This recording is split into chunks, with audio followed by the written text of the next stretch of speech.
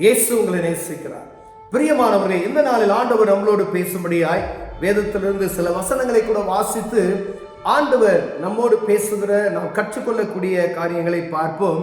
அது எசேக்கியேல் தீர்க்கதரிசியின் புஸ்தகம் 14வது அதிகாரம் 13வது வசனம், 14, 15, 16 வசனங்கள் இப்படியாக சொல்லுகிறது.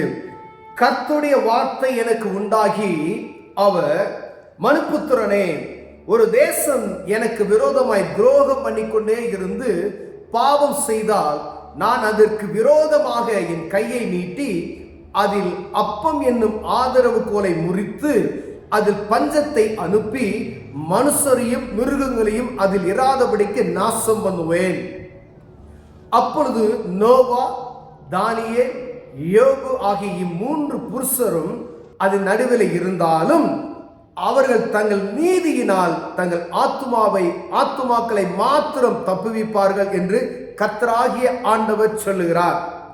நான் தேசத்தில் துஷ்ட மிருகங்களை அனுப்ப அம்மிருகங்களின் நிமித்தம் ஒருவரும் அதன் வழியாய் நடவக்கூடாதபடிக்கு வெறுமையும் பாலமாக்கும் போது அந்த மூன்று புருஷர் அந்த நடுவில் இருந்தாலும் தாங்கள் மாத்திரம் தப்புவார்களே அல்லாமல் குமாரரையாகிலும் குமாரத்தியாகிலும் தப்புவிக்க மாட்டார்கள். தேசம் பாலாய் போகும் என்று ஜீவனை கொண்டு சொல்லுகிறேன் என்பதை கர்த்தராகிய ஆண்டவர் உரைக்கிறார். அல்லது நான் அந்த தேசத்தின் மேல் பட்டயத்தை வர பண்ணி, பட்டயமே தேசத்தை உருவப்போ என்று சொல்லி அதிலுள்ள மனுஷரையும் மிருகங்களையும் நாசம் பண்ணும் போது அந்த மூன்று புருஷரும் அதன் நடுவில் இருந்தாலும் தாங்கள் மாத்திரம் தப்புவார்களே அல்லாமல் குமாரத்தியாகிலும் குமாரராகிலும் தப்புவிக்க மாட்டார்கள் என்று என் ஜீவனை கொண்டு சொல்லுகிறேன் என்பதை கர்த்தராகிய ஆண்டவர் உரைக்கிறார். அல்லது நான் அந்த தேசத்தின் கொள்ளை நோயை அனுப்பி அதுள்ள மனுஷரையும் மிருகங்களையும் நாசம் பண்ணும்படி அதன் மேல் இரத்த பலியாக என் உக்கிரகத்தை ஊற்றும் போது நோவாவும் தானியேலும்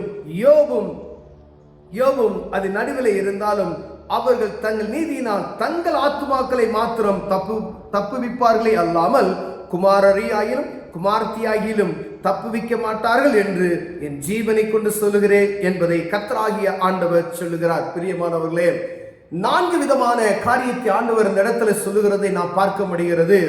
4 விதமான வாதைகள்: பட்டயம், பஞ்சம், துஷ்ட மிருகம், கொள்ளை நோய். இந்த மூன்றும் கொடிதான ஒரு ஆண்டவர் அனுமதிக்கக்கூடிய ஒரு பயங்கரம். பிரியமானவர்களே, அதில் ஆண்டவர் விசேஷமா சொல்லப்பட்டு இருக்கிறார். ஒரு வீடோ, ஒரு குடும்பமோ, ஒரு தேசமோ, ஒரு சபையோ, ஒரு பட்டணமோ, இல்ல உலக நாடுகளில் ஏதோ ஒரு இடமாக இருந்தாலும் சரி, அவருடைய நாமத்துக்கு விரோதமாய் செயல்படுகிற எல்லாரையும் குறித்து ஆண்டவர் சொல்லுகிறார். அங்கு அந்த பட்டணம், அந்த ஊரு, அந்த வீடு, அந்த தேசம், அப்படிப்பட்டதான இடங்களிலே அங்கு சொல்லப்பட்ட 3 நீதிமான்களை குறித்து சொல்லப்பட்டு இருக்கிறது. யோபு, தானியேல், நோவா. இந்த 3 பேர்களை குறித்து சொல்லப்பட்டு இருக்கிறது. ஆபிரகாம் ஜெபித்த பொழுது சொன்னார், ஒரு மனிதன் அந்த இடத்துல நீதிமான் இருப்பாயனாகில் ஆண்டவர் அதை அனுப்பினோ என்று சொல்லி லோத்துக்காய் பரிந்து பேசுகிற ஒரு காரியத்தை நாம் பார்க்க முடிகிறது. பிரியமானவர்களே, அதே போல ஆண்டவர் சொல்கிறார், அவரே இது திருவாய் மொழியாய் தீர்க்கதரிசியிடம் உரைக்கிற இந்த வார்த்தை. பிரியமானவர்களே, யோபு, தானியேல், நோவா இவர்கள் 3 பேரும் அந்த இடத்துல ஒருவேளை இருந்தால், ஒருவேளை ஆண்டவர் அவர்களை அங்க வைத்திருந்தால், அப்படிப்பட்ட ஆட்கள் இருந்தால் ஆண்டவர் சொல்லுகிறதாவது, இந்த 3 பேர் மாத்திரம் தப்புவிப்பார்களே அல்லாமல் அவருடைய குமாரத்தையாகிலும் குமாரர்களையாகிலும் தப்புவிக்கப்பட்டார்கள். இதன் அர்த்தத்தை நாம் எப்படி புரிந்து கொள்ள முடியும்? ஒருவேளை ஒரு குடும்ப தலைவன் இருக்கிறான் என்றால் அந்த ஆத்துமா நீதிமானாய் இருக்க விரும்புகிறவனாய் இருந்தால் அந்த நீதிமான் மாத்திரமே அந்த இடத்தில் தப்புவிப்பானே அல்லாமல் வேறு ஒருவரையும் அங்கு தப்புவிக்க முடியாது. பிரியமானவர்களே, ஒரு மனிதனின் நிமித்தமாய் நான் தேசத்தை அழிக்க மாட்டேன். ஒரு நீதிமான் இருந்தால், ஆபிரகாம் ஜெபித்தது போல 2 நீதிமான் இருந்தால், இல்ல 3 நீதிமான் அந்த பட்டணத்தில் இருந்தால் தேசத்தை அழிப்பீரோ என்று சொல்லி ஆண்டவரோடு போராடக்கூடிய, ஆண்டவரே என்னை மன்னித்தருளும், மோடி எதிர்த்து பேசுகிறேன் என்ற ஒரு வார்த்தையை நாம் பார்க்க முடிகிறது. பிரியமானவர்களே, இங்கு ஆண்டவர் தெளிவாக சொல்லுகிறார், இந்த 3 நீதிமான்கள் மாத்திரம் அந்த இடத்துல ஒரு வேலை இருந்தால் அந்த 3 நீதிமான்கள் மாத்திரம் தப்புவிப்பார்களே அல்லாமல் வேறு ஒருவர் ஒருவரும் தப்பிக்கவே முடியாது என்று சொல்லப்படுகிறது. பிரியமானே, நாசம் பண்ணி போடுவேன், அதம் பண்ணி போடுவேன், பாலாய்க்கு போகப்படும் இரத்த பலியை வாங்குவேன் என்று இந்த 4 சங்காரங்களை நான் அனுப்புவேன் என்று ஆண்டவர் சொல்லுகிறார்.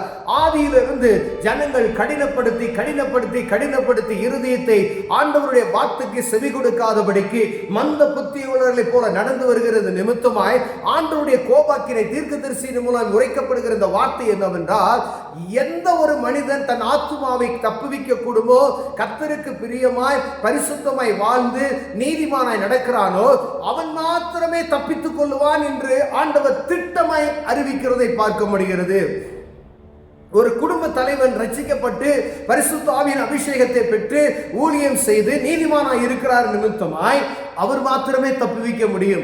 அவருடைய மனைவி பிள்ளைகளோ அங்க இருக்கக்கூடிய அவர்கள் இனங்களோ யாரும் பாதுகாக்க முடியாது. பிரியமானவர்களே, அதனால ஆண்டவர் சொல்லுகிறார், அப்போ ஒவ்வொரு தனிப்பட்ட மனிதனுக்கும் அவனே உத்தரவாதி என்பதை இதில் விளங்கப்படுகிறது.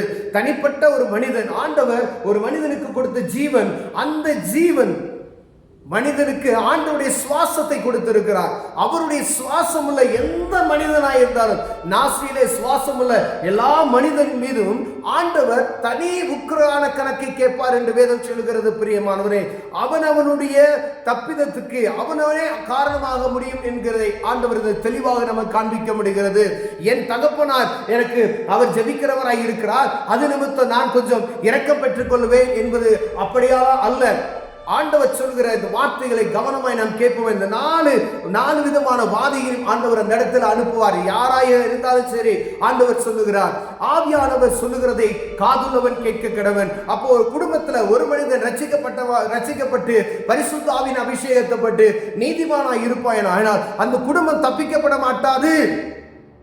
அந்த ஒரு மனிதன் தப்புவிக்கப்படுவானே அல்லாமல் அந்த குடும்பம் பரிதவிக்கப்பட்டு போகும் என்று வேதம் சொல்லுகிறது. பிரியமான, நாசம் பண்ணி போடுவேன் என்று வேதம் சொல்லுகிறது. பிரியமானவரே, அப்ப நம்ம குடும்பத்துக்காய் நாம் ஜெபித்து, குடும்பத்தில் இருக்கிற அங்கத்தினர்களுக்காக ஜெபித்து வரப்போகிற அந்த ஆக்கினைக்கு தப்பித்துக் கொள்ளும்படியாய் ஒருவருக்கொருவர் கூடி ஜெபிக்கிற ஒரு அனுபவத்திற்குள் மாற்றும்படி ஆண்டவர் விரும்புகிறார். இதை கேட்டுக்கொண்டிருக்கிற என் அன்பு சகோதரனை, சகோதரிய, வாலிப பிள்ளைகளே, ஆண்டவர் சொல்கிறார், குமாரனே ஆளாலும் குமாரத்தியே ஆளாமல், அவர் குமாரனா இருந்தாலும் சரி, குமாரத்தியா இருந்தாலும் சரி, அது உன்னுடைய தகப்பனுடைய சொத்து கிடையாது.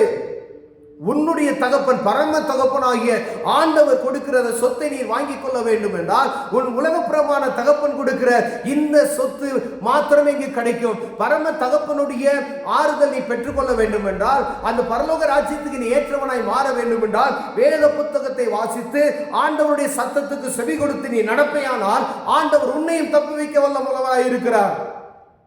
அப்ப யார் செய்கிற ஒரு காரியம், ஒருவேளை அவர் தனிப்பட்ட ஒரு ஊழியை செய்கிறது நிமித்தமாய் அந்த தேசம் பாதுகாக்கப்படுமா என்றால் பாதுகாக்கப்படாது. அப்ப அவர்கள் சொல்லுகிற வார்த்தைக்கு செவி கொடுத்து நாம் நடப்போமேயானால் நாம் தப்பித்துக் கொள்ள முடியும். பிரியமானவர்களே, ஆண்டவர் தெளிவாக சொல்கிறார், யோபு, தானியேல், நோவா இவர்கள் 3 பேர் அந்த இடத்துல இருந்தாலும் அந்த 3 பேர் மாத்திரம்தான் தப்பிக்கப்படுவார்களே அல்லாமல் வேறு ஒருவனும் தப்பிப்பதற்கு வழியே இல்லை என்று சொல்லுகிறார். ஆண்டவருடைய கடும் கோபாக்கி அந்த இடத்துல வரும் பொழுது ஆண்டவர் இந்த வார்த்தையை சொல்லுகிறது நான் புரிந்து கொள்ள முடிகிறது. பிரியமானவர்களே, அப்ப என்னுடைய ஆத்மாவுக்கு நான் தான் உத்தரவாதி, உங்களுடைய ஆத்மாவுக்கு நீங்க தான் உத்தரவாதி. யாரும் குறை சொல்ல முடியாது. எங்கும் சுவிசேஷம் அறிவிக்கப்பட்டு கொண்டே இருக்கிறது, மறந்து போய்விடாதீர்கள். உங்களுக்கு சுவிசேஷம் அறிவிக்கப்பட்டாச்சு, நீங்க தான் உத்தரவாதி. கல்லும் மரமும் உங்களுக்கு எதிராக சாட்சி சொல்லும் என்று வேதம் சொல்லுகிறது. பிரியமானவர்களே, மனிதனுடைய சாட்சி அங்கு ஏற்றுக்கொள்ளப்பட மாட்டாது. பிரியமானவர்களே, அப்ப எங்கோ ஒரு இடத்துல இயேசுவே தெய்வம், அவருடைய இரத்தத்தினால் நீ கழுவப்பட வேண்டும் என்கிற ஒரு சத்தத்தை கேட்டு இருப்பாய். பாவம் செய்யாதே, நீ இனிமேல் குடிக்காதே, நீ இப்படிப்பட்டதான காரியத்தை செய்யாதே என்று எங்காவது ஒரு சத்தம் உங்க காதில் தொனித்திருக்கும்.